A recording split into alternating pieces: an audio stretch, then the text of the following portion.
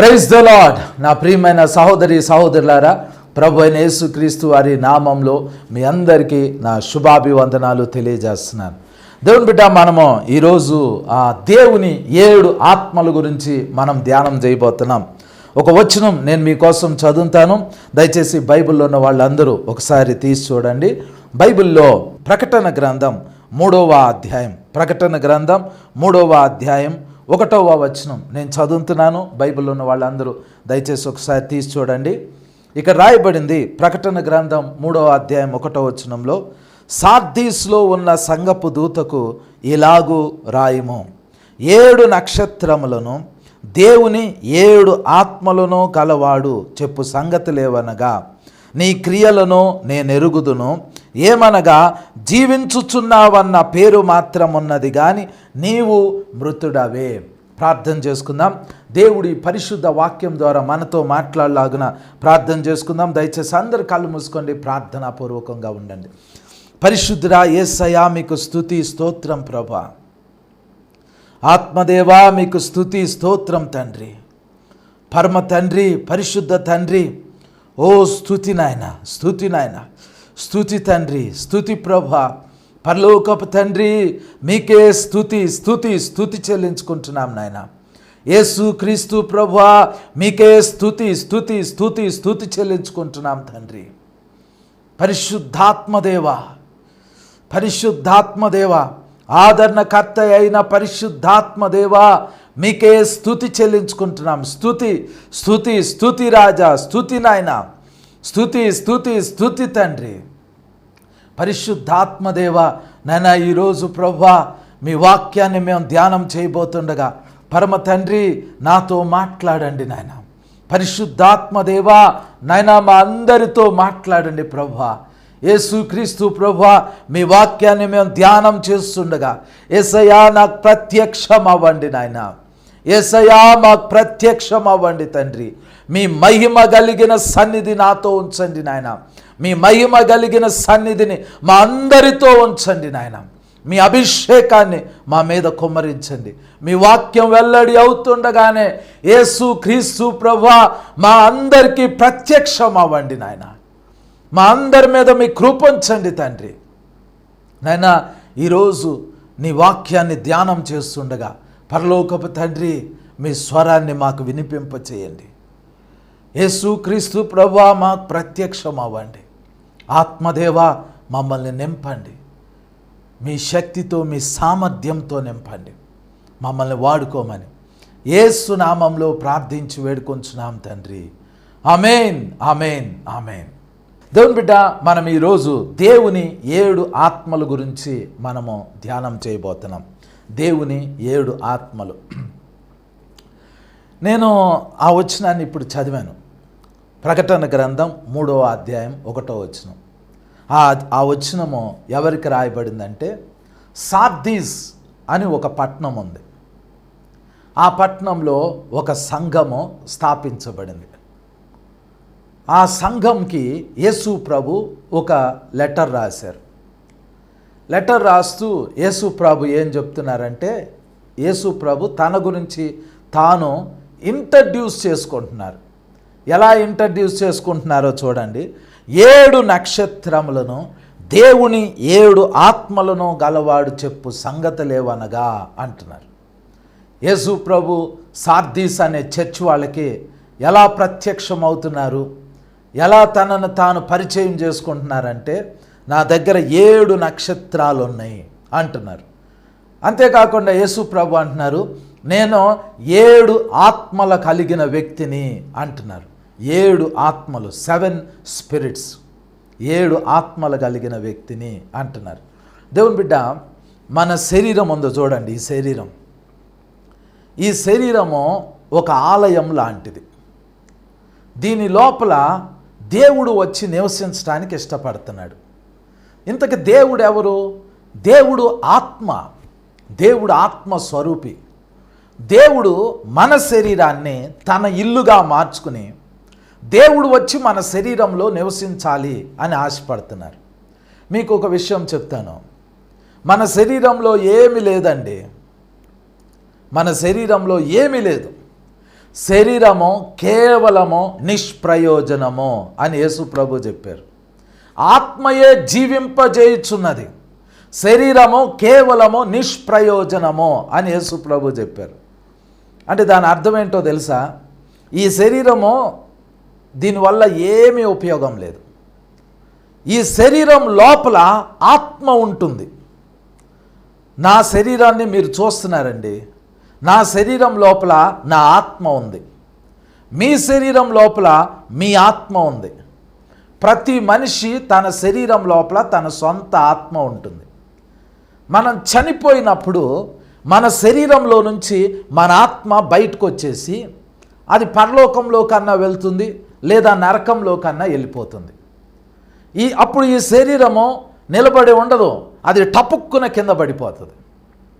అప్పుడు మన చుట్టాలు, మన బంధువులు ఆ శరీరం మీద పూలు జల్లుతారు, పూల దండలేస్తారు, కొంచెంసేపు దాన్ని ఫ్రీజర్లో పెడతారు, దాని మీద సెంటు జల్లుతారు. ఆ బాడీని ఇంకా ఎక్కువసేపు ఉంచితే అది డికంపోజ్ అవుతుంది, కుళ్ళిపోయిన కంపు వస్తుంది. అందుకని మన యొక్క బంధువులు మన శరీరాన్ని తీసుకెళ్ళి మట్టిలో పూడ్చిపెట్టేస్తారు. హిందువులు అయితే కాల్చేస్తారు, ముస్లిమ్స్ కూడా మట్టిలో పూడ్చిపెట్టేస్తారు. కొన్ని ప్రాంతాల్లో ఆ చనిపోయిన శవాల్ని తీసుకెళ్ళి సముద్రంలోనో నదుల్లోనో పారేస్తారు. ఎందుకంటే శరీరము నిష్ప్రయోజనం. అయితే శరీరం లోపల మన ఆత్మ ఉంటుంది. మన ఆత్మ ఎంతకాలం ఈ శరీరంలో ఉంటుందో అంతకాలం మనం జీవించి ఉన్నట్లు, అంతకాలము మనము బ్రతికి ఉన్నట్లు. మన శరీరంలో నుంచి ఆత్మ బయటకు వచ్చేస్తే మనం చనిపోయినట్లు. ప్రసంగి గ్రంథం 12వ అధ్యాయం 7వ వచనంలో ఒక మాట సొలొమోను చెప్తారు. మన్నైనది వెనకటి వల్లనే మన్నైపోతుంది. ఆత్మ, ఈ శరీరం లోపల ఉన్న ఆత్మ దేవుని దగ్గరకు వెళ్తుంది అంటాడు. అంటే దేవుడు ఈ శరీరాన్ని మట్టితో చేశాడు. మట్టితో చేయబడిన ఈ శరీరము ఒకరోజు మట్టి అయిపోతుంది. కానీ ఈ శరీరం లోపల మన ఆత్మ ఉంటుంది. అది దేవుని చేత సృష్టింపబడింది, అది దేవుని చేత మన శరీరంలో పెట్టబడింది. మనం చనిపోయినప్పుడు మన శరీరం మట్టయిపోతుంది, కానీ మన ఆత్మ దేవుని దగ్గరికి వెళ్తుంది. ఇది యాక్చువల్ విషయం. అయితే ఒక విషయం ఏంటంటే, ఈ శరీరంలో మన సొంత ఆత్మతో పాటు వేరే ఆత్మలు వచ్చి కూడా నివసించడానికి అవకాశం ఉంది. మీ శరీరంలో మీ ఆత్మ ఉంటుంది. మీరు బ్రతికి ఉన్నంత కాలం మీ శరీరము ఆత్మ కలిసి ఉంటాయి. అయితే ఒక ఆశ్చర్యమైన విషయం ఏంటంటే, ఈ శరీరంలోకి మన ఆత్మతో పాటు వేరే ఆత్మలు కూడా వచ్చి నివసించడానికి అవకాశం ఉంటుంది. వేరే ఆత్మలు ఈ శరీరంలో నివసించడానికి అవకాశం ఉంటుంది. ఒకసారి యేసు ప్రభు ధోనిలో ప్రయాణించుకుంటూ ఒక ఊరు వెళ్ళారు. యేసు ప్రభు వారు ఆ ఊరు వెళ్ళిన వెంటనే ఆ ధోని దిగి అలా నడుస్తూ ఉంటుంటే మొట్టమొదట ఆ కొండల దగ్గర సమాధులు ఉన్నాయి. ఆ సమాధుల్లో నుంచి ఒక వ్యక్తి పరిగెత్తుకుంటూ యేసు ప్రభు దగ్గరికి వచ్చాడు. అతనికి వస్త్రాలు లేవు, అతని శరీరం అంతా గాయాలతో ఉంది, తనను తాను గాయపరుచుకున్నాడు. అతను సమాధుల్లోనే ఉంటాడు, అరుస్తాడు, కేకలు పెడతాడు. పిచ్చి పట్టింది ఆ వ్యక్తికి. గొలుసులతో, ఇనప గొలుసులతో కట్టేస్తే గొలుసులు తెంపుకుని ఆయన పారిపోతాడు, బట్టలు చింపుకుంటాడు. ఎవరైనా ఎదురు పడితే వాళ్ళని భయపెడతాడు, వాళ్ళ మీద రాళ్ళు ఇసురుతాడు. అందుకని ఎవరు ఆ ప్రాంతానికి వెళ్ళరు. అతన్ని వాళ్ళ కుటుంబ సభ్యులు కూడా వదిలేశారు. యేసు ప్రభుని చూసిన వెంటనే అతడు పరిగెత్తుకుంటూ వచ్చి యేసు ప్రభు ఎదుట మోకరించాడు. అప్పుడు యేసు ప్రభు ఆ వ్యక్తిని చూసి పారిపోలా, అలా నిలబడిపోయి ఉన్నారు. ఆ వ్యక్తి యేసు ప్రభు దగ్గరికి వచ్చి మోకరించి ఆ వ్యక్తి అంటాడు, నాయనా, మా సమయం ఇంకా రాలేదు. మా సమయం రాకముందే నీవు మమ్మల్ని పాతాళంలోకి పంపించేసేస్తావా? మేము ఇప్పుడే నరకంలోకి వెళ్ళిపోవాలా? పాతాళంలోకి వెళ్ళిపోవాలా? మాకు ఇంకా టైం ఉంది కదా. మా టైం వచ్చినప్పుడు మేము పాతాళంలోకి వెళ్తాం, మా టైం వచ్చినప్పుడు మేము అగ్నిగుండంలోకి వెళ్తాం. అప్పటి వరకు మేము ఈ మనిషిలో ఉంటాము అని ఆ మనిషి లోపల ఉన్న వేరే ఆత్మలు యేసు ప్రభుతో మాట్లాడుతాయి. అప్పుడు యేసు ప్రభు అన్నారు, నీ పేరేంటి అని ఆ మనిషి లోపల ఉన్న ఆత్మలను అడిగారు. అప్పుడు ఆ ఆత్మలు ఏం చెప్పినాయి అంటే, నా పేరు పలానా సుబ్బారావు లేదా వెంకట్రావు లేదా రామారావు లేదా ఇంకొక పేరు చెప్పాలి. కానీ ఆ ఆత్మ ఏమంటుందంటే, నేను నా పేరు చెప్పలేను, ఎందుకంటే 6,000 మంది ఆత్మలో మేమందరమే 6,000 ఆత్మలమే మేము ఈ ఒక్క శరీరంలో నివసిస్తున్నాము అని చెప్పారు. అంటే ఒక వ్యక్తి శరీరంలో 6,000 ఆత్మలు వచ్చి నివసిస్తున్నాయి. 6,000 6,000 ఆత్మల్ని అవేమని పిలుస్తున్నాయి అని అంటే సేన. యేసు ప్రభుతో అంటేనే, ప్రభువా మేము 6,000 మంది ఉన్నాము ఈ శరీరంలో, మా పేర్లన్నీ చెప్పలేము, అయితే మమ్మల్ని అందరినీ కలిపి సేన అని పిలవండి అని ఆ దెయ్యాలు, ఆ దురాత్మలు యేసు ప్రభువుని బతిమలాడుకున్నాయి. అంటే ఈ శరీరంలో ఎన్ని ఆత్మలైనా నివసించవచ్చు, అంత కెపాసిటీ ఈ శరీరానికి ఉంది. ఈ శరీరం లోపల అన్ని ఆత్మలు నివసించగలుగుతాయి అంట. అయితే యేసు ప్రభు సార్దీస్ అనే సంఘానికి తనను తాను ఎలా పరిచయం చేసుకుంటున్నారంటే, నేను దేవుని 7 ఆత్మల కలిగిన వ్యక్తిని అంటున్నారు. యేసు ప్రభు ఎవరు అని అంటే, Jesus Christ is the one who is having the 7 spirits of God. యేసు క్రీస్తు ప్రభు వారు 7 ఆత్మలతో నింపబడిన వ్యక్తి, 7 ఆత్మలు కలిగిన వ్యక్తి యేసు ప్రభు. ఇంతకీ 7 ఆత్మల వల్ల ఉపయోగం ఏంటి? దాని గురించి కూడా నేను మీకు బైబిల్లో జరిగిన కొన్ని సంఘటనలు చెప్పి ఈ వాక్యాన్ని ముందుకు తీసుకెళ్తాను. బైబిల్లో మత్తయి సువార్త 12వ అధ్యాయం 43 నుండి 45 వచనాలు మనం చదివామనుకోండి, మళ్ళీ లూకా సువార్త 24వ వచనం దగ్గర నుండి మనం చదివామనుకోండి, ఈ 2 చోట్ల ఒక ఇన్సిడెంట్ రాయబడింది. అయితే యేసు ప్రభు ఒక ఉపమానం చెప్తున్నారు. ఆ ఉపమానం ఏంటి అని అంటే, ఒక మనిషిలో నుండి ఒక అపవిత్రాత్మ విడిచిపెట్టి వెళ్ళిపోయిన తర్వాత ఆ అపవిత్రాత్మ నీరు లేని స్థలాలు వెతుక్కుంటూ ఉంటుందంట. ఒక మనిషి లోపల ఉండే అపవిత్ర ఆత్మ ఆ మనిషిని విడిచిపెట్టిన తర్వాత ఆ అపవిత్ర ఆత్మ నీరు లేని స్థలాలు వెతుక్కుంటా ఉంటుందండి భూమి అంతా. ఎందుకంటే అపవిత్ర ఆత్మకి నీరు లేని స్థలాలంటే ఇష్టం, అక్కడే ఉండగలిగింది. నీరు లేని స్థలాలన్నీ వెతుక్కుంటూ వెళ్తూ ఉంటుంటే ఎక్కడ చూసినా నీరు లేని స్థలం కనబడలా. అందుకని అపవిత్ర ఆత్మ ఏం చేసిందంటే, నాకు ఎక్కడా స్థలం దొరకట్లేదు, కాబట్టి నేను ఏ మనిషినైతే విడిచిపెట్టి వచ్చానో తిరిగి ఆ మనిషి దగ్గరికి నేను వెళ్తాను అని అపవిత్ర ఆత్మ అనుకుంటుంది. ఆ అపవిత్ర ఆత్మ తిరిగి ఏ మనిషి నుంచి అయితే అది వదిలిపెట్టి వెళ్ళిందో ఆ మనిషి దగ్గరికి వచ్చి చూస్తే ఆ మనిషి శరీరం, ఆ మనిషి యొక్క దేహం ఎలా కనబడిందంటే, ఆ ఇల్లంతా ఊడ్చి అమర్చి ఉంటే ఎంత నీట్గా ఆ ఇల్లు ఉండిద్దో, ఆ వ్యక్తి యొక్క శరీరము అపవిత్ర ఆత్మకి అంత నీట్గా కనపడిందంట. అయితే ఆ ఇంట్లో ఎవరూ లేరు. ఆ ఇంట్లో ఎవ్వరూ లేకపోవటం అపవిత్ర ఆత్మ చూసింది. ఆ వ్యక్తి యొక్క దేహము ఒక ఇల్లుగా భావించి ఆ ఇల్లు ఊడ్చి అమర్చి ఉండటం చూసింది. ఆ దెయ్యం ఏం చేసిద్దంటే, అపవిత్ర ఆత్మ వెంటనే ఆ వ్యక్తిలో ప్రవేశించకుండా అది పోయి తనకంటే చెడ్డవి అయిన మరి 7 దెయ్యాలని వెంట పెట్టుకుని వచ్చిందంట.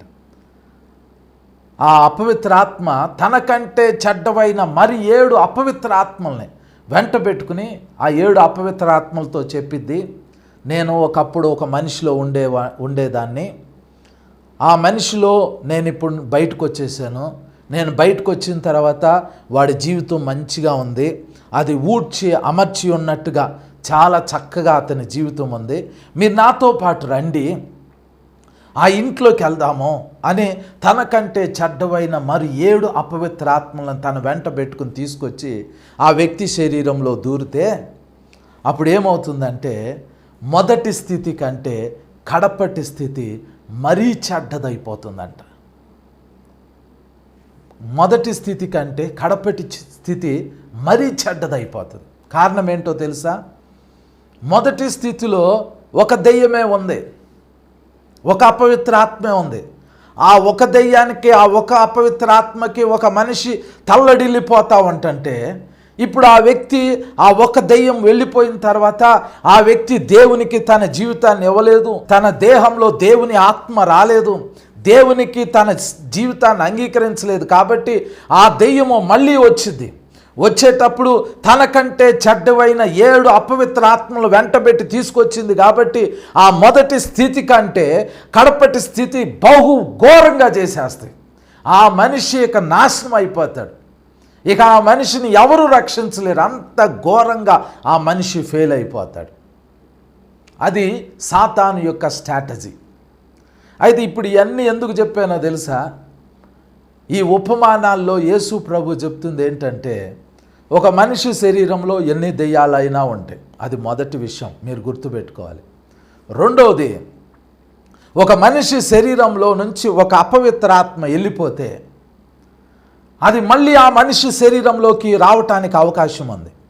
అది వచ్చేటప్పుడు ఎలా వస్తుంది అని అంటే, తనకంటే చెడ్డవైన 7 అపవిత్ర ఆత్మలు, తనకంటే మరీ చెడ్డమైన 7 అపవిత్ర ఆత్మలను వెంటబెట్టుకుని ఆ అపవిత్ర ఆత్మ వచ్చి ఈ మనిషి జీవితాన్ని సర్వనాశనం చేసేసేది, సర్వనాశనం చేసేసేది.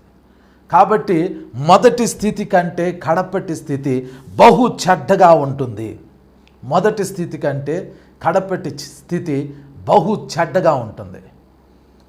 అయితే ఇప్పుడు అసలు మనం ఎక్కడి నుంచి ప్రారంభించామో ఇక్కడ వాక్యం ఏం చెబుతుంది అని అంటే, యేసుక్రీస్తు ప్రభువారు సార్దీస్లో ఉన్న సంఘానికి లెటర్ రాస్తూ యేసు ప్రభు చెబుతున్నారు, నాకు 7 దేవుని యొక్క 7 ఆత్మలు నాకున్నాయి అని చెబుతున్నారు. దేవుని యొక్క 7 ఆత్మల వల్ల ఉపయోగం ఏంటి? దేవుని యొక్క 7 ఆత్మలు యేసు ప్రభువులో ఉన్నాయంట. మీరు గనక ప్రార్థన చేసుకునేటప్పుడు పరలోకం వెళ్ళారనుకోండి, ఇలా జరుగుతుంది. నాకు ఎంతో ఇష్టమైన దైవజనులు బ్రదర్ డిజిఎస్ దినకరన్ గారు. ఆ దినకరన్ గారు ఆయన పరలోక దర్శనాలని ఒక పుస్తకం రాశారు. వీలైతే దాన్ని కొనుక్కొని చదవండి. ఆయనకి చాలా గొప్ప అనుభవాలు ఉన్నాయండి. ఎంత అద్భుతమైన అనుభవాలు ఉన్నాయని అంటే, ఆయన ప్రార్థన చేసుకుందామని ఇలా మోకరించి కళ్ళు మూసుకుని ప్రార్థన చేసుకుంటా ఉంటుంటే సడన్గా పరలోకం నుంచి ఒక స్వరం వినపడుతుందంట, ఇక్కడికి ఎక్కి రమ్ము అని. ఎప్పుడైతే ఇక్కడికి ఎక్కి రమ్ము అని ఒక స్వరం వినపడుతుందో వెంటనే దినకరన్ గారిలో నుంచి ఆయన ఆత్మ ఈ శరీరాన్ని విడిచిపెట్టి అలా పరలోకంలోకి వెళ్ళిపోతుంది. అదొక గొప్ప అనుభవం, ఆత్మీయ అనుభవం. అలా ప్రతి సేవకునికి, ప్రతి విశ్వాసకి ఉంది అనుకోండి. ఏ ప్రాబ్లం వచ్చినా మనము ఇట్లా కళ్ళు మూసుకుని ప్రార్థన చేస్తే మన ఆత్మ యేసు ప్రభు దగ్గరికి వెళ్తుంది. దేవుని దగ్గర మన ప్రాబ్లంకి సొల్యూషన్ తెలుసుకుంటాం. మళ్ళీ ఆ ఆత్మ మన శరీరంలోకి వచ్చేస్తుంది. ఇది అంత అద్భుతంగా ఉండిద్దండి. జనరల్గా ఇలాంటిది ప్రవక్తలకు ఉంటుంది అలాంటి అనుభవం. అయితే మీరు గనక అలాంటి అనుభవాన్ని పొందుకున్నారనుకోండి, ఈ భూమి మీద నుంచి లేపబడి అలా పరలోకంలోకి వెళ్ళిపోతే, పరలోకంలో ఒక ప్లేస్లో తండ్రి సింహాసనం ఉంటుంది. అత్యున్నతమైన దేవుని యొక్క సింహాసనం ఉంటుంది. ఆ సింహాసనం దగ్గరికి వెళ్ళి మీరు ఇలా నిలబడ్డారు అనుకోండి. ఆ సింహాసనం ఎదుటికెళ్ళి మీరు ఇలా నిలబడితే ఆ సింహాసనం ఎదుట మీకు కొన్ని విషయాలు కనబడతాయి. అవేంటో తెలుసా? ప్రకటన గ్రంథం 1వ అధ్యాయం 4వ వచనం చదువుతున్నాను చూడండి. ప్రకటన గ్రంథం 1వ అధ్యాయం 4వ వచనం.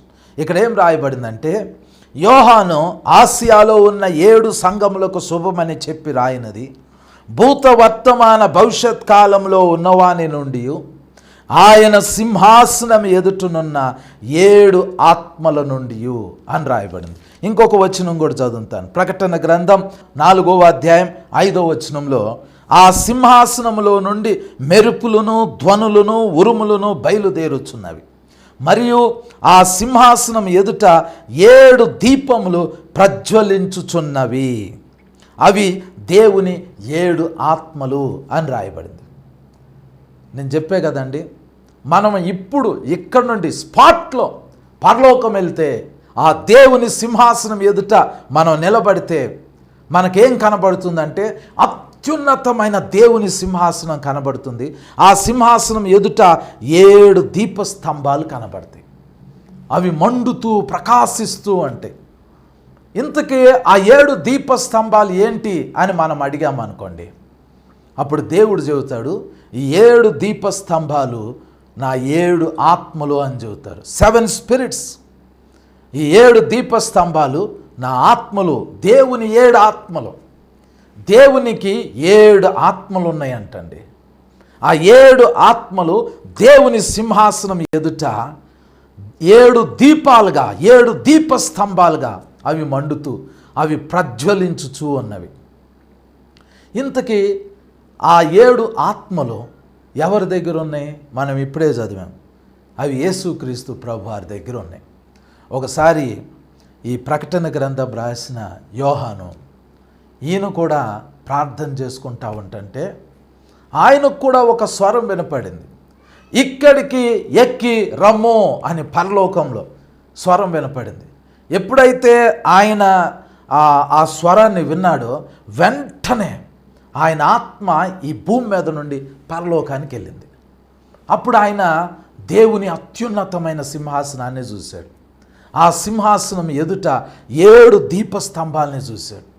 ఆ సింహాసనం చుట్టూ 24 మంది పెద్దలు సింహాసనాలు వేసుకుని కూర్చోవటం చూశాడు.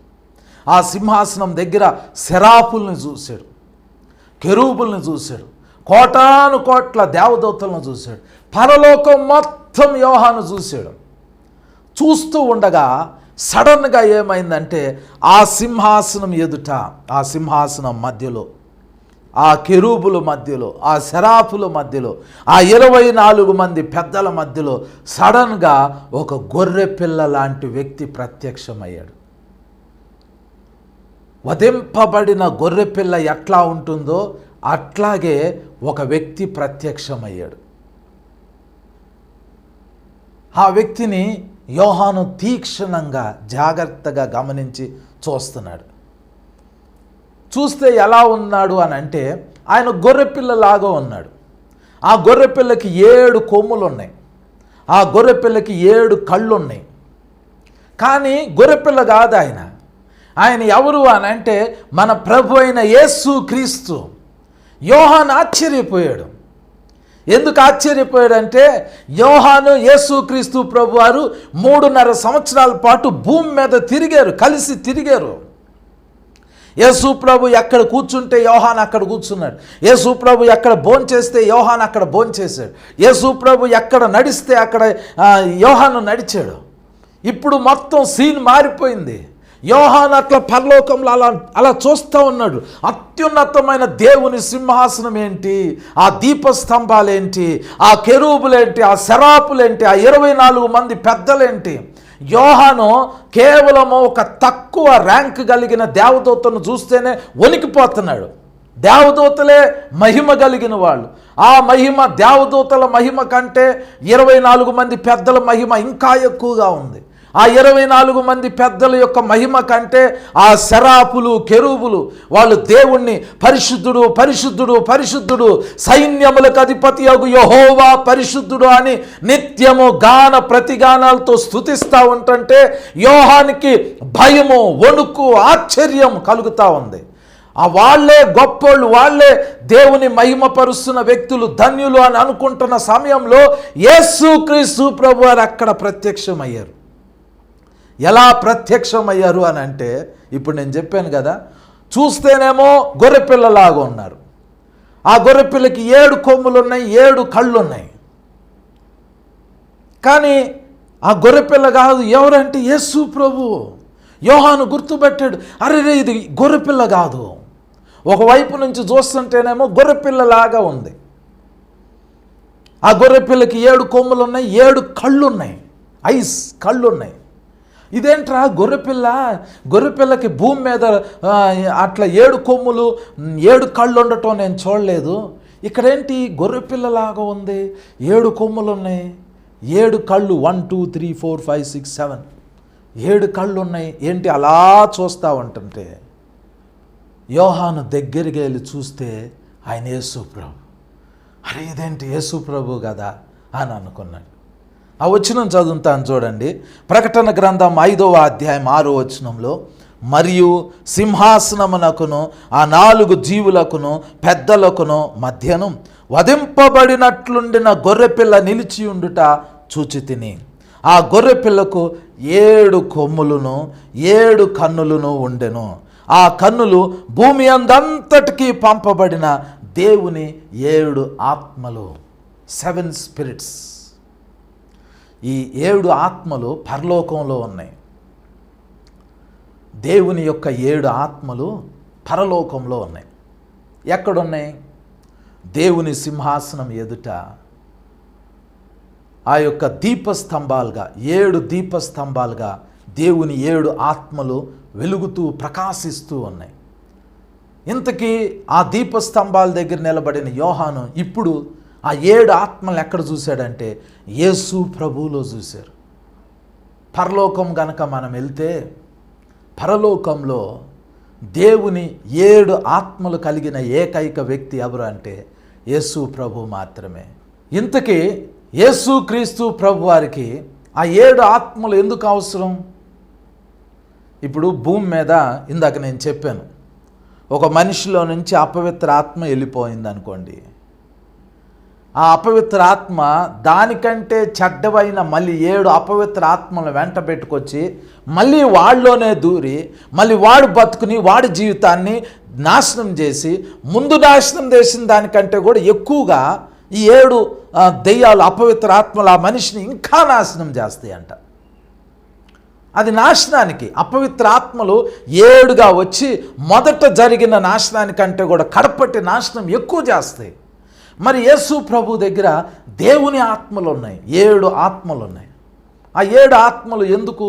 యేసు ప్రభుకి 7 ఆత్మలు ఎందుకు అవసరం? ఇక్కడే ఆన్సర్ ఉంది. ఏమని ఉందంటే ఆ 7 ఆత్మలు కన్నులు భూమి అంతటికీ పంపబడిన దేవుని 7 ఆత్మలు. ఆ యేసు ప్రభులో ఉన్న ఆ 7 ఆత్మలు భూమి అంతటికీ పంపబడి అంట. భూమి మీదకి దేవుని యొక్క 7 ఆత్మలు పంపబడి. ఈ ప్రవచనము ఇంకా నెరవేర్పు కాలేదు. ఈ ప్రవచనము ఇంకా నెరవేరలేదు.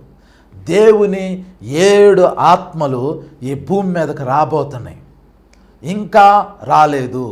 ఎప్పుడు వస్తాయి? 2000 సంవత్సరాల క్రితం యేసుక్రీస్తు ప్రభువారు ఆయన సిలువ వేయబడి చనిపోయి సమాధి చేయబడి 3వ దినాన తిరిగి లేచిన తర్వాత ఆయన తన శిష్యులకి ప్రత్యక్షమయ్యారు. ఒకసారి పేతురుకి ప్రత్యక్షమయ్యాడు, ఒకసారి మగ్దలేనే మరియకు ప్రత్యక్షమయ్యారు, ఒకసారి అమ్మాయి గ్రామానికి వెళ్తున్న 2 వ్యక్తులకి ప్రత్యక్షమయ్యాడు, ఒకసారి ఆ 11 మంది శిష్యులకి ప్రత్యక్షమయ్యాడు. కొరింథీయులకు రాసిన మొదటి పత్రిక 15వ అధ్యాయం 3, 4 వచనాల్లో అయితే ఒకసారి 500 మంది ఒకే రూమ్లో ఉంటే వాళ్ళందరికీ యేసు ప్రభు ఒకే టైంలో ప్రత్యక్షమయ్యారు. ఇలా 40 రోజుల పాటు రోజు ఒక చోట ప్రత్యక్షం, అక్కడ ప్రత్యక్షం, ఇక్కడ ప్రత్యక్షం అవుతూ యేసు ప్రభు 40 రోజుల పాటు ఇదే భూమి మీద ఉండి వాళ్ళకి రుజువులు చూపించి ఆయన దెయ్యము కాదు, ఆయన భూతము కాదు, ఆయన శరీరంతో పునరుద్ధానుడిగా లేపబడ్డాడని వాళ్ళకి రుజువులు చూపించి వాళ్ళు ఇచ్చిన రొట్టె తిన్నారు, వాళ్ళు ఇచ్చిన చేపను భుజించారు. వాళ్ళకి తనను తాను సజీవునిగా కనపరుచుకుని అంతా అయిపోయిన తర్వాత 40వ రోజు వాళ్ళందరినీ యెరూషలేములో ఒలీవ కొండ మీదకి పిలిచి వాళ్ళందరినీ ఆశీర్వదించి వాళ్ళందరినీ ఒక పని చేయమన్నారు. అదేంటంటే మీరు యెరూషలేములోనే ఉండండి. అపోస్తుల కార్యాల గ్రంథం 1వ అధ్యాయం 4 నుండి 8 వచనాలు యేసు ప్రభు వాళ్ళతో చెబుతారు, మీరు యెరూషలేములోనే ఉండండి, నేను పరలోకం వెళ్ళిపోతున్నా, నేను ఇక మీ మధ్యలో ఉండను. ఈ 40 రోజులు నేను పునరుద్ధాన శరీరంతో మీ మధ్యలో ఉన్నాను, మీతో భోంచేశాను, మీరిచ్చిన రొట్టెను తిన్నాను, మీరిచ్చిన చేపను తిన్నాను, మీ యొక్క నీళ్లు తాగాను, మీతో కూర్చున్నాను, మీరు నా గాయాల్లో వేళ్ళు పెట్టారు, నన్ను ముట్టుకున్నారు, నన్ను తాకారు. ఇక నేను మీ మధ్యలో ఉండను. ఇప్పుడు నేను హెవెన్కి వెళ్ళిపోతున్నా, తండ్రి దగ్గరికి వెళ్ళిపోతున్నా, పరలోకానికి వెళ్ళిపోతున్నా. మీరేం చేస్తారంటే మీరు యెరూషలేములో ఉండండి. మీరు ప్రార్థన చేయటం స్టార్ట్ చేయండి. మీరు ప్రార్థన చేయండి, కనిపెట్టండి. యెరూషలేము నుండి వెళ్ళక కనిపెట్టండి. వాళ్ళు అడిగారు, ప్రభువా ఏమని ప్రార్థన చేయాలి? యెరూషలేములో ఎన్ని రోజులు ఉండాలి? ఏమని ప్రార్థన చేయాలి? అప్పుడు యేసు ప్రభు చెప్పారు, మీరు పరిశుద్ధాత్మ కొరకు ప్రార్థన చేయండి. పరిశుద్ధాత్మ కొరకు ప్రార్థన చేయండి. ఎన్ని రోజులు అని అంటే మీరు పొందుకునేంత వరకు యెరూషలేం విడిచిపెట్టకుండా పరిశుద్ధాత్మ కొరకు ప్రార్థన చేయండి అని చెప్పి యేసు ప్రభు వాళ్ళందరూ చూస్తూ ఉండగానే ఆ ఒలీవ కొండ మీద నుంచి ఎత్తబడి అలా ఆకాశంలోకి వెళ్ళిపోయారు. ఒక మేఘం ఆయన్ని తీసుకుపోయింది. అప్పుడు యేసు ప్రభు పరలోకం వెళ్ళారు. ఇప్పటి వరకు రాలా యేసు ప్రభు. ఇప్పటి వరకు యేసు ప్రభు భూమి మీదకి ఆ శరీరంతో అందరూ చూస్తూ ఉండగా ఆయన రాలేదు. ఆయన వెళ్ళిపోయారు పరలోకానికి. ఇక ఈ శిష్యులు ఏం చేశారు?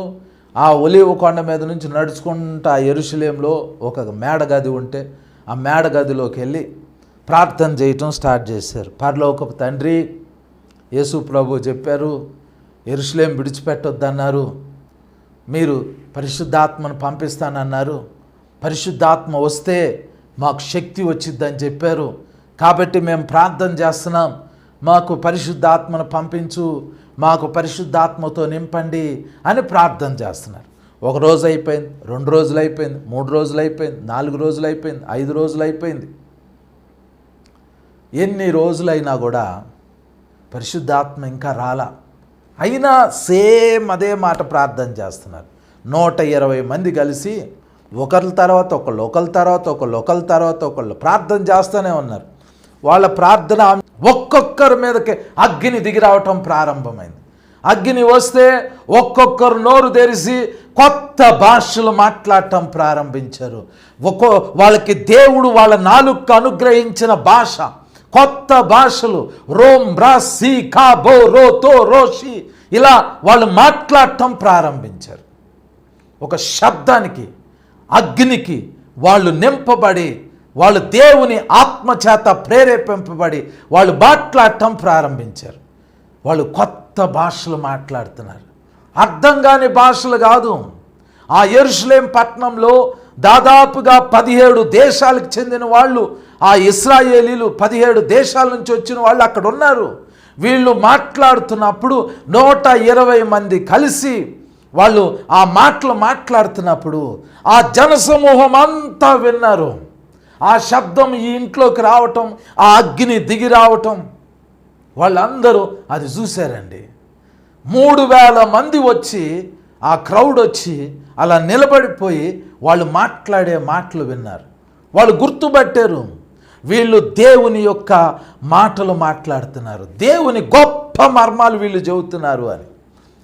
ఇది ఏం జరుగుతుందో వాళ్ళకి అర్థం కావట్లా. కొంతమంది ఆ 120 మంది మీదకి పవర్ దిగొచ్చినప్పుడు వాళ్ళు భూమి మీద నిలబడలేకపోతున్నారు, కింద పడిపోతున్నారు, అటు పడిపోతున్నారు, ఇటు పడిపోతున్నారు. వాళ్ళు కొత్త భాషలు మాట్లాడుతున్నారు. ఆ 3000 మందిలో చూసిన వాళ్ళు ఏమన్నారంటే, అరే వీళ్ళేంట్రా తాగినట్టుండారు, తాగుబోతులు ఎలా పడిపోతున్నారు అలా పడిపోతున్నారు, వాట్ ఈస్ దిస్? వీళ్ళేం మాట్లాడుతున్నారు? వీళ్ళు ఏదేదో వచ్చి రాని మాటలు మాట్లాడుతున్నారు, వాట్ ఈస్ దిస్? వీళ్ళు తాగినట్టున్నారు, ద్రాక్షారసం మత్తు పానీయం తాగినట్టున్నారు అని అన్నారు. అప్పుడు పేతురు లెగిసి అందరితో మాట్లాడేటప్పుడు పేతురు ఏమంటాడంటే, అయ్యలారా, మీరు అనుకుంటున్నట్లు వీళ్ళు మత్తులు కారు. మరేం చేశారు? పొద్దు పొడిచి జామైనా కాల. జాము అనంటే ఉదయం 6 నుండి ఉదయం 9 వరకు ఒక జాము, అంటే 3 గంటలు వచ్చి ఒక జాము. పేతురు అంటున్నాడు, పొద్దు పొడిచి జామైనా కాలేదు, మేమందరం తాగలేదురా బాబు, మేము సాయంత్రం అయితే మీరు అనొచ్చు తాగేరీళ్ళు అని. ఇప్పుడే తెల్లారింది, పొద్దు పొడిచి జామైనా కాలేదు, మీరు అనుకొనుచున్నట్లు వీరు మత్తులు కారు. మీరేమనుకుంటున్నారో, తాగి ఇలా అన్య భాషలు మాట్లాడుతున్నారని మీరు అనుకుంటున్నారు, తాగితే ఇలా ఎగిరెగిరి కింద పడిపోతున్నారని మీరు అనుకుంటున్నారు. No, it is the power of God. అది దేవుని శక్తి. ఈ శక్తి ఎక్కడి నుంచి వచ్చిందంటే పరలోకం నుండి దేవుని ఆత్మ వీరి మీద కుమ్మరింపబడింది. దేవుని ఆత్మ వీరి మీద కుమ్మరింపబడింది కాబట్టి వీరు కొత్త భాషలు మాట్లాడుతున్నారు. వీళ్ళ శరీరాలు దేవుని ఆత్మ స్వాధీనంలోకి వెళ్ళిపోయినాయి. ఆ పవర్ని వీళ్ళు తట్టుకోలేకపోతున్నారు. That is the reason. ఇది కారణము అని చెప్పారు. అని చెప్పి పేతురు మాట్లాడుతా ఒక వచనాన్ని కోట్ చేశాడు. పేతురు మాట్లాడితే ఏమన్నాడంటే, అపోస్తుల కార్యాల గ్రంథం 2వ అధ్యాయం 17వ వచనంలో పేతురు మాట్లాడుతూ అంటాడు, అంత్యదినముల యందు నేను మనుషులందరి మీద నా ఆత్మను కుమ్మరింతును అని స్టార్ట్ చేశాడు. అంత్యదినముల యందు ఈ వచనం ఎక్కడుందండి బైబిల్లో? యోవేలు గ్రంథం 2వ అధ్యాయం 28వ వచనంలో ఈ మాటలు రాయబడి ఉన్నాయి. ఆ వచనాన్ని పేతురు తీసుకుని ఏమని మాట్లాడుతున్నాడంటే, అక్కడికి వచ్చిన 3000 మందితో అంత్య దినాలలో దేవుడు మనుషులందరి మీద నా ఆత్మను కుమ్మరిస్తానన్నాడు అని అన్నాడు. అయితే అవి అంత్య దినాల పేతురు ఆ 120 మంది పరిశుద్ధాత్మతో నింపబడ్డారు. అంత్యదినాలంటే ఏవి? అంత్యదినాలు అని అంటే మనకి ఆకాశం నుండి ఊ అని ఒక శబ్దం వినపడిద్ది, బోర శబ్దం మోగిద్ది. బోర శబ్దం మోగినప్పుడు ఈ భూమి మీద ఎవరైతే యేసు ప్రభు నామంలో విశ్వాసం ఉంచారో, యేసయ్య రక్తంతో తమ పాపాలు కడుక్కున్నారో, యేసయ్యా నేను పాపిని, నా పాపాలు క్షమించు, యేసయ్యా నీ రక్తంతో నన్ను కడుగు, యేసయ్యా నిన్ను నమ్ముతున్నాను అని చెప్పి యేసు ప్రభుకి తమ జీవితాన్ని అప్పగించుకున్నారు. వాళ్ళు చనిపోతే వాళ్ళ శరీరాలు ఎక్కడ ఉండినా ఆ బోర శబ్దం మోగిన వెంటనే ఆ యొక్క శరీరాలు లేపబడతాయి. ఒకవేళ వాళ్ళు బ్రతికి ఉంటే, నాలాగా మీలాగా బ్రతికి ఉంటే, ఆ బోర శబ్దం వినిన వెంటనే మన శరీరాలు మార్పు చెందితే మనం ఈ భూమి మీద నుంచి ఎత్తబడతాము. ఆ చనిపోయిన బ్రతికున్న దీన్ని ఏమంటారంటే సంఘం అంటారు. యేసయ్య రక్తంతో కడగబడి యేసయ్య నామంలో విశ్వాసం ఉంచి యేసుక్రీస్తుని నమ్ముకుని బాప్టిజం తీసుకున్న ప్రతి వ్యక్తి దేవుని సంఘం. ఈ సంఘం ఒక్కసారిగా బోర శబ్దం మోగినప్పుడు ఆకాశంలోకి ఎత్తబడి వెళ్ళిపోతాడు. దానిని సంఘం ఎత్తబడటం అంటారు. ఈ సంఘం ఎత్తబడటం అనేది అంత్య దినాల్లో జరిగింది. ఆ తర్వాత యేసుక్రీస్తు 2వ రాకడ వచ్చింది. యేసుక్రీస్తు 2వ రాకడ అనేది అంత్య దినాల్లో జరిగింది. మరి ఇది ఎప్పుడు జరుగుతుందండి? సంఘం యొక్క ప్రారంభ దినాలయ్యి. అప్పుడు సంఘం ఎత్తబడే దినాలు కాదవి, అవి సంఘం యొక్క ప్రారంభ దినాలయ్యి. అప్పుడు ఈ వచనం నెరవేర్పు కాదది. సంఘం ఈ భూమి మీద నుంచి పరలోకానికి వెళ్ళబోయే ముందు అప్పుడు ఏం జరిగిద్ది అంటే, మనుషులందరి మీద నా ఆత్మను కుమ్మరిస్తాను అని అన్నాడు. దేవుడు చెప్పాడు, పరలోకంలో ఉన్న దేవుడు చెప్పాడు, మనుషులందరి మీద నా ఆత్మను కుమ్మరిస్తాను అని అన్నాడు. ఎందుకు కుమ్మరిస్తాడండి దేవుడు మనుషులందరి మీద? సంఘం ఎత్తబడబోయే ముందు మనుషులందరి మీద దేవుని ఆత్మ ఎందుకు కుమ్మరింపబడాలి? కారణం ఏంటో తెలుసా? ఇప్పుడు స్పాట్లో ఆకాశం నుండి యేసు ప్రభు వారి సంఘం ఎత్తబడేటప్పుడు దేవుని బోర శబ్దం ఇప్పుడు మోగితే ఊ అని ఇప్పుడు గనక బోర మోగింది అనుకోండి, ఇదే క్రైస్తవ సంఘంలో చాలామంది విడవబడతారండి. చాలామంది విడవబడతారు. దాదాపుగా ఎవ్వరూ ఎత్తబడలేరు. ఇప్పుడు సంఘం రెడీగా ఉందనుకుంటున్నారా? సంఘం ఎత్తబడటానికి సంఘం సిద్ధంగా ఉందనుకుంటున్నారా? మనం సిద్ధంగా లేము. పరలోకంలోకి వెళ్తానికి సంఘము సిద్ధంగా లేదు. సంఘం సిద్ధం అవ్వాలి, తనను తాను సిద్ధపరచుకోవాలి అని అంటే దేవుని ఆత్మ కుమ్మరింపు అవసరం.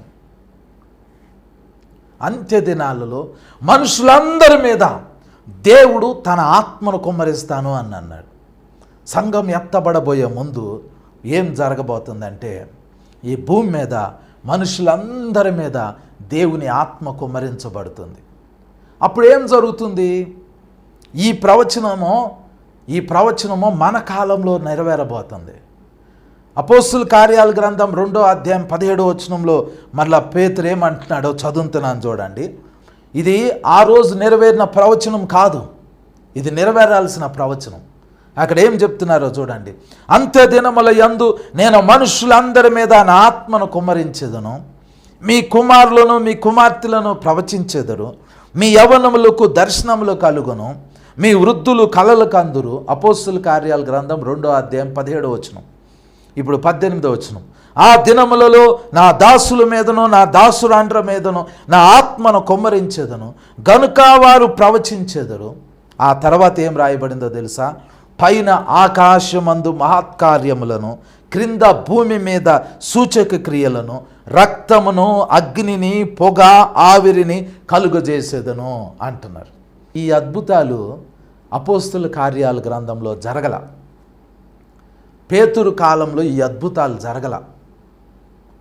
పేతురు కాలంలో, అపోస్తుల కాలంలో, ఆది సంఘంలో కుంటోళ్ళు నడిచారు, గుడ్డోళ్ళు చూశారు, మోగోళ్ళు మాట్లాడారు, చెవిటి వాళ్ళు వెనుకడు వచ్చింది, కుష్ఠరోగులు శుద్ధులయ్యారు, చనిపోయిన వారు బ్రతికింపబడ్డారు, సువార్త ప్రకటింపబడింది, సంఘాలు స్థాపించబడినాయి.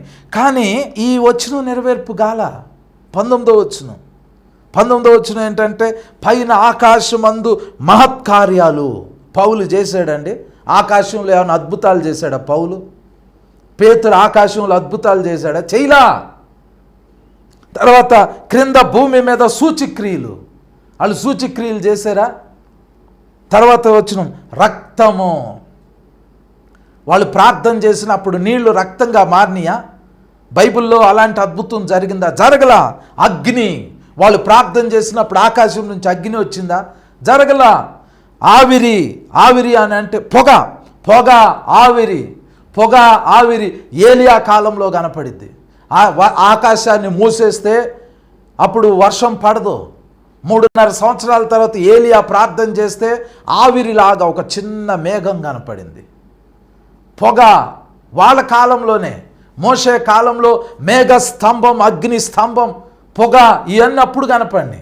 అపోస్తుల కాలంలో ఈ అద్భుతాలు, ఈ సూచక్రియలు, ఈ మహత్కార్యాలు జరగలా.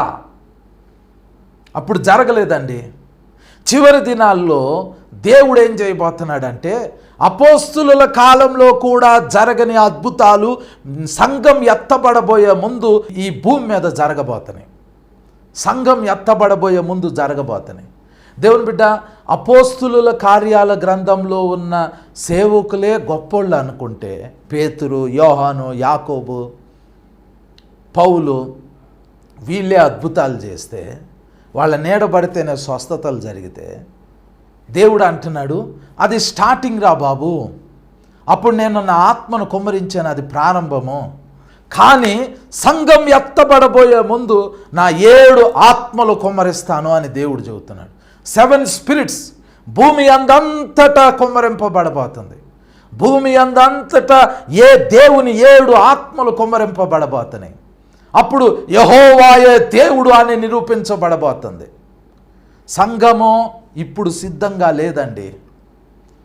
సంఘము పరలోకానికి వెళ్తానికి ఇప్పుడు రెడీగా లేదు. సంఘము భూమి మీద ఒక ఉజ్జీవంలోకి వెళ్ళబోతుంది. ఆ ఉజ్జీవం ఎలా ప్రారంభం అవుతుందో మళ్ళీ చదువుతున్నాను చూడండి. అపోస్తుల కార్యాల గ్రంథం 2వ అధ్యాయం 17వ వచనంలో ఏం రాయబడిందో చదువుతున్నాను చూడండి. అంత్య దినాలలో అంటే సంఘం ఎత్తబడటానికి ముందు మనుషులందరి మీద నా ఆత్మను కుమ్మరిస్తాను అని దేవుడు చెబుతున్నాడు. కుమ్మరిస్తే ఏం జరిగిద్దంటే మొదట మనము ప్రవచిస్తాం. మీ కుమారులు మీ కుమార్తెలు ప్రవచిస్తారు. సంఘంలో ఉన్న ప్రతి వ్యక్తి ప్రవచించడం స్టార్ట్ చేస్తాడు. అతను మార్కెట్కి వెళ్ళి కూరగాయలు కొందామని సంఘంలో ఉన్న వ్యక్తి వెళ్తూ ఉంటాడు. ఆ వ్యక్తి మీద దేవుని ఆత్మ ఉంది కాబట్టి మార్కెట్కి వెళ్ళి కూరగాయలు కొనేటప్పుడు కూరగాయలు అమ్మేవాడితో మాట్లాడుతూ ఉంటుండనే దేవుని ఆత్మ ప్రవచించమని ప్రేరేపించింది. ప్రవచించినప్పుడు ఆ అమ్మేవాడు యేసు ప్రభు నమ్ముకుంటాడు. ఉజ్జీవం ప్రారంభమైద్ది. అప్పుడు రోడ్ల మీద మనుషులు ఉజ్జీవింపబడతారు. సంఘం ప్రవచించడం ప్రారంభించింది. మీ కుమారులు మీ కుమార్తెలు ప్రవచిస్తారు. ఆ తర్వాత మీ యవనులకు దర్శనాలు కలుగుతాయి. మీ వృద్ధులు కలలు కంటారు. ఆ దినములలో నా దాసుల మీదను నా దాసురాండ్రి మీదను నా ఆత్మను కుమ్మరించేదను వారు ప్రవచిస్తారు. అంటే దేవుని సేవకులందరూ ఆత్మచేత నింపబడి ప్రవచించడం స్టార్ట్ చేస్తారు. కరోనా ఎంత భయంకరంగా ఉందండి. కరోనా ఎంత భయంకరంగా ఉంది. సేవకులు కరోనాకి చనిపోయారండి. సేవకులు ఒకరి తర్వాత ఒకరు సేవకులే చనిపోతే, సంఘంలో ఉన్న సంఘ కాపరే కరోనాకి చచ్చిపోతే సంఘంలో ఉన్న విశ్వాసుల పరిస్థితి ఏంటో ఆలోచించండి. ఏమంటున్నారండి ఇప్పుడు? అరే సేవకుల్నే దేవుడు రక్షించలేకపోయాడు, ఇంకా విశ్వాసులకి ఎక్కడ ప్రొటెక్షన్ ఉంది? సేవకులే సంఘాలు మూసేసుకుని ఇంట్లో కూర్చుని లైవ్ ప్రోగ్రాంలు చేసుకుంటా సేవకులే భయపడిపోతా ఉంటుంటే ఇంకా కరోనాని ఎదిరించే వ్యక్తి ఎవరండి? ఇంకా ఈ భూమి మీద యేసు క్రీస్తు ప్రభువారే దేవుడు, యేసు క్రీస్తు ప్రభువారే రక్షకుడు, యెహోవాయే దేవుడు అని ఎవరు నిరూపిస్తారండి? ఎవరు నిరూపించగలుగుతారు? దేవుడేమంటున్నాడంటే ఇప్పుడున్న సేవకులు రెడీగా లేరు పరలోకం రావటానికి. ఇప్పుడున్న సంఘం రెడీగా లేదు పరలోకం రావటానికి. భయంతో వణికిపోతా, ఆఫ్టర్ ఆల్ ఒక తెగులండి, ఆఫ్టర్ ఆల్ ఒక కరోనా వైరస్ అంతే, దానికి భయపడిపోతున్నారు. సేవకులే చనిపోతే how can we prove that there is God in heaven? పరలోకంలో ఒక దేవుడు ఉన్నాడని, ఆయన నిజమైన దేవుడని మనం ఎలా నిరూపిస్తాము? పవర్ చూపించాలి. దేవుని పవర్ని మనం ఈ భూమి మీదకి తీసుకొని రావాలి. దేవుని బిడ్డ, మీకు ఒక మాట చెప్పి నేను ముగించేసేస్తాను. అంత్య దినాల్లో, లాస్ట్ దినాల్లో సంఘం ఎత్తబడబోయే ముందు దేవుడు 2 వ్యక్తుల్ని పంపించబోతున్నాడు. ప్రకటన గ్రంథం 11వ అధ్యాయంలో దేవుడు చెప్తాడు, నేను 2 వ్యక్తుల్ని పంపిస్తాను. వాళ్ళు నా ప్రవక్తలు, నా సేవకులు, వాళ్ళకి నేను అధికారం ఇచ్చి పంపిస్తాను అన్నాడు. ఇంతకీ ఆ 2 ఎవరో తెలుసా? ఒక ఆయనేమో మోషే, ఇంకొక ఆయనేమో ఏలియా. వీళ్ళిద్దరిని ఎందుకు ఎన్నుకున్నాడు? ఇప్పుడు సేవకులు లేరా? ఇప్పుడు పెద్ద పెద్ద సంఘాలు నడిపే పెద్ద పెద్ద సేవకులు ఉన్నారు. వాక్చాతుర్యంతో వాక్యం చెప్పగలిగిన సేవకులు ఉన్నారు. ఐశ్వర్యవంతులైన సేవకులు ఉన్నారు. ప్రార్థన చేస్తే అద్భుతాలు జరుగుతున్నాయి అని చెప్పిన సేవకులు ఉన్నారు. వాళ్ళను వాడుకోవచ్చు కదా. ఇప్పుడు దేవుడు ప్రత్యేకంగా సంఘం ఎత్తబడబోయే ముందు మోషేని ఏలియాని ఎందుకు పంపిస్తానంటున్నాడు? ఎందుకు అని అంటే దానికి ఒక కారణం ఉంది. వాళ్ళు ఈ సూచక్రియలు చేస్తారు. ఏ సూచక్రియలు? నేను చదువుతున్నాను చూడండి, 19వ వచనం, అపోస్తుల కార్యాల గ్రంథం 2వ అధ్యాయం 19వ వచనం. పైన ఆకాశమందు మహత్కార్యములు, క్రింద భూమి మీద సూచక్రియలు, రక్తము, అగ్ని, పొగ, ఆవిరిని కలుగజేస్తారు. వాళ్ళు వస్తే కుంటోళ్ళు నడిపించటం, గుడ్డోళ్ళను చూపించటం, మోగోళ్ళను మాట్లాడటం ఇలాంటివి కాదు. ఇవి చాలా తక్కువ, అవి చాలా తక్కువ అద్భుతాలు. వాళ్ళు వస్తే ఏం చేస్తారంటే ఆకాశాన్ని వర్షం పడకుండా మూసేస్తారంట. వాళ్ళు అడిగినప్పుడు ఆకాశంలో నుంచి వర్షం పడిద్ది. వాళ్ళు మాట్లాడుతుంటే అగ్ని వచ్చింది, వాళ్ళ నోట్లో నుంచి అగ్ని వచ్చింది. వాళ్ళు నీళ్ళను తీసుకుని రక్తంగా మార్చేసేస్తారు. ఎందుకు వాళ్ళకి అంత పవర్ ఎందుకు ఇస్తున్నాడు అని అంటే ఒక సింపుల్ రీజన్ అండి. ఏలియా అనే ఆయన దేవుని సముఖంలో నిలబడితే దేవుడు అంటాడు, ఏలియా నువ్వు ఇక్కడేం చేస్తున్నావు? ఈ కొండ మీద నువ్వేం చేస్తున్నావు? నువ్వు అక్కడికి వెళ్ళి పరిచర్య చేసుకోవాలి కదా, నువ్వు ఈ కొండ మీదకి ఎందుకు వచ్చావు అంటే ఏలియా అంటాడు. రాజుల మొదటి గ్రంథం 19వ అధ్యాయం 10వ వచనం అలాగే 14వ వచనంలో, ప్రభువా ఇశ్రాయేలీలు నీ నిబంధనని త్రోసివేశారు, నీ బలిపీఠాలని పడగొట్టేశారు, నీ ప్రవక్తలను చంపారు, నేనొక్కడనే మహారోషం గలవాడనై నీ కొరకు నిలబడ్డాను అని అన్నాడు. మహారోషం కలిగిన ప్రవక్త ఆయన. ఇప్పుడు ఏమవబోతుందంటే చివరి దినాల్లో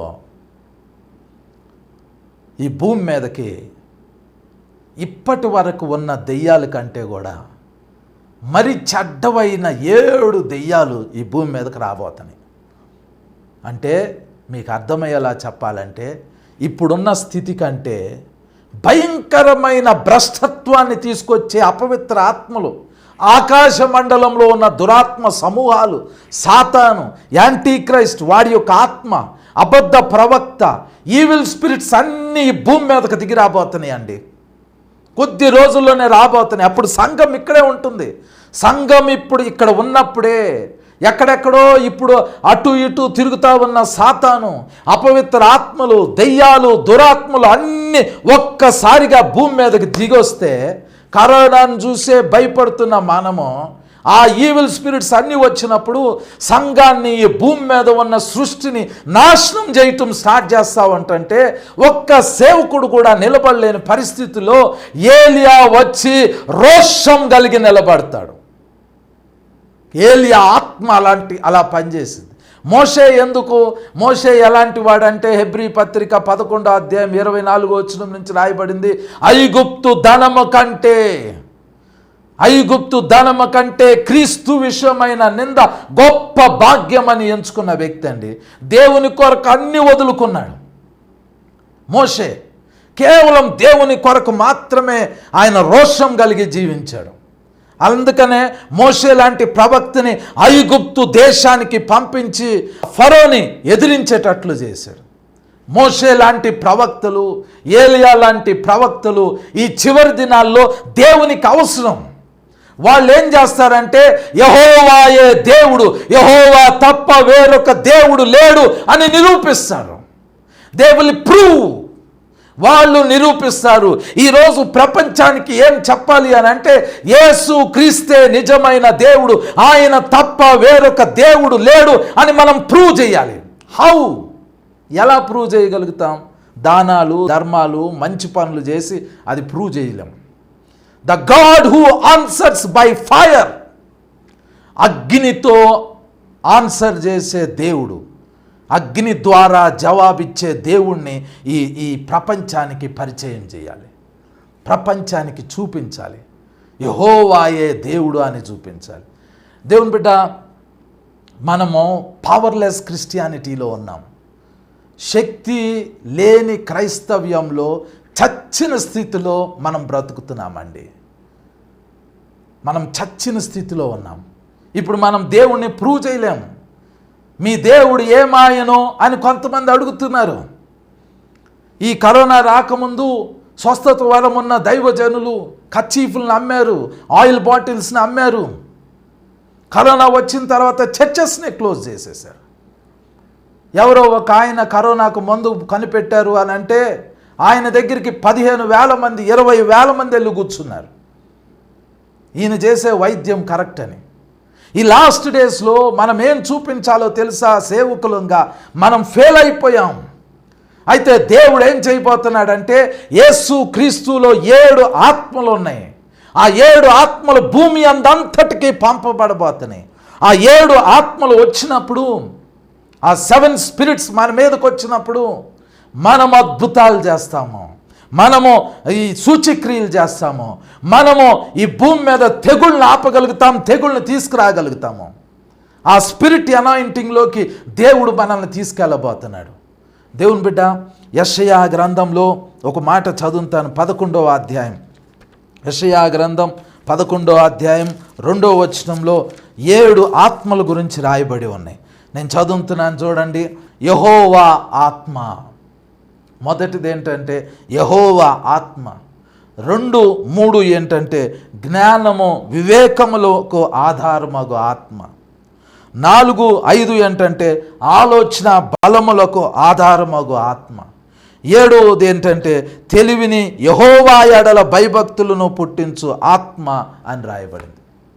ఈ 7 ఆత్మలు లాస్ట్ డేస్లో భూమి అంతటా పంపబడబోతున్నాయి. అన్ని స్థలాల్లోకి ఈ 7 ఆత్మలు పంపబడబోతున్నాయి. 7 స్పిరిట్స్ అనాయింటింగ్ దిగి రాబోతుంది. ఈ 7 ఆత్మల అభిషేకం మన మీదకి రిలీజ్ అయినప్పుడు, ఈ 7 ఆత్మల అభిషేకం మన మీద కుమ్మరించబడినప్పుడు మనం అప్పుడు ఏం చూపిస్తామంటే ఈ భూమి మీద ప్రవచిస్తాం, ఈ భూమి మీద గొప్ప ప్రవచనాలు చెబుతాం, దాంతోపాటు ఆకాశంలో మహత్కార్యాలను చూపించగలుగుతాం, ఈ భూమి మీద రక్తము, ఈ భూమి మీద సూచక్రియలు చూపించగలుగుతాం, రక్తము, అగ్ని, పొగ, ఆవిరి వీటన్నిటిని కలగజేస్తాం. యేసుక్రీస్తు 2వ రాకడ రావటానికి ముందు, సంఘం ఎత్తబడటానికి ముందు ఈ అంత్య దినాలలో ఇలాంటి అద్భుతాలు చూపించి యెహోవాయే దేవుడు, యెహోవా తప్ప వేరొక దేవుడు లేడు అని మనం రుజువు చేస్తాం. అలా రుజువు చేసిన తర్వాత ఈ భూమి మీద అనేక మంది దేవుణ్ణి తెలుసుకుంటారు. ఇప్పుడున్న సంఘం కూడా ఆ ఉజ్జీవాన్ని బట్టి ఎత్తబడటానికి సిద్ధమవుతుంది. ఆ వచ్చే ఉజ్జీవాన్ని బట్టి సంఘము తనను తాను సిద్ధం చేసుకునేది. ఆ ఉజ్జీవాన్ని బట్టి మనం పరలోకంలో 100% ఉంటాం. దేవుని బిడ్డ, చివరి దినాల్లోకి వచ్చేసాం, లాస్ట్ డేస్లోకి వచ్చేసాం. దేవుని 7 ఆత్మలు కుమ్మరించబడబోతున్నాయి ఈ భూమి మీద. దేవుని అభిషేకం మనం పొందుకోబోతున్నాం. ఇంతకుముందు ఉన్నట్లు కాదు, ఇప్పుడు స్పెషల్ అనాయింటింగ్లో మనం ఉండబోతున్నాం. ఆ అనాయింటింగ్ కొరకు మీ జీవితాన్ని సిద్ధం చేసుకుంటే దేవుడు మిమ్మల్ని ఆశీర్వదిస్తారు. అట్టి కృప పరిశుద్ధాత్మ దేవుడు మనందరికీ దయచేయునుగాక. ఆమేన్. ప్రార్థన చేసుకుందాం.